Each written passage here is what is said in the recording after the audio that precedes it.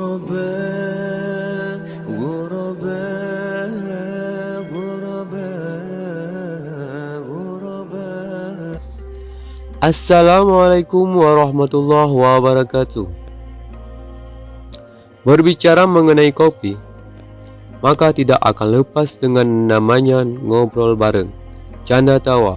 Ngumpul bareng tidak nikmat rasanya jika tidak ditemani secangkir kopi. Bagi pencintanya kopi, kopi melebihi apapun. Bahkan ada yang mengatakan, daripada tidak ngopi, mendingan tidak makan saja. Itulah kelebihan kopi. Pada asalnya, kopi sama saja dengan minuman-minuman yang lain. Akan tetapi, kemudian kopi dipandang lebih oleh banyak, bahkan ulama sekalipun. Hal ini karena kopi mengandung zat yang bisa menjadikan orang melek bengik. Oleh karenanya, banyak dari kalangan sufi yang senang ngopi karena bisa membuat tidak ngantuk di malam hari. Istilah kopi sebenarnya sudah dikenal pada masa ulama terdahulu. Terbukti kita temukan beberapa karya ulama yang khusus membahas mengenai kopi. Dan jika disimpulkan secara keseluruhan, isi karya-karya tersebut semuanya banyak menyanjung kopi. Tidak satupun dari ulama yang berkomentar negatif mengenai kopi.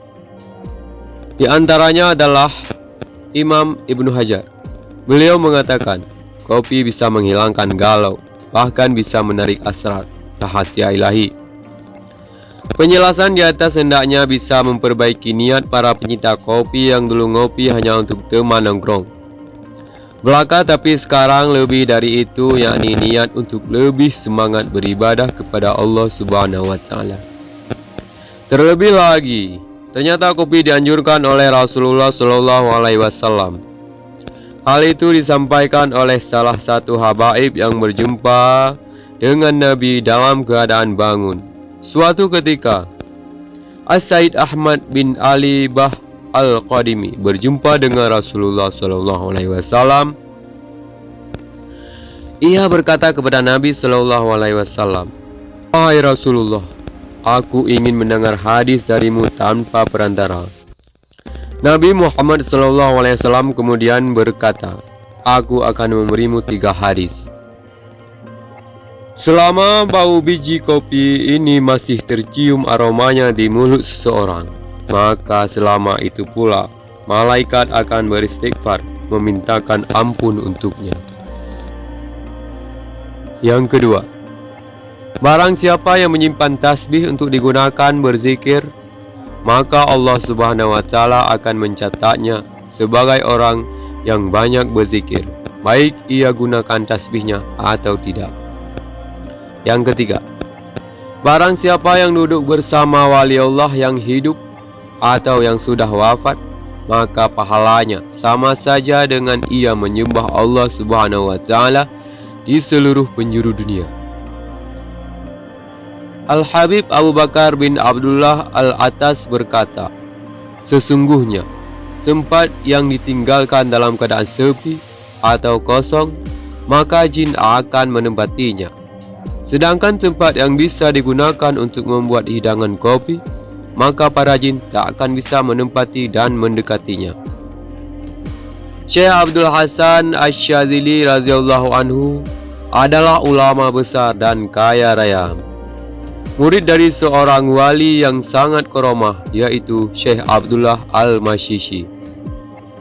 Suatu waktu ia harus mengamalkan wirid dan harus menahan wudhunya sampai 40 malam tanpa batal. Dengan memohon petunjuk Allah Subhanahu wa Ta'ala, beliau bermimpi didatangi Rasulullah Sallallahu Alaihi Wasallam dan seraya bersabda, "Hai Abu Hasan, ini saya bawa biji-bijian yang banyak terdapat di tempatmu.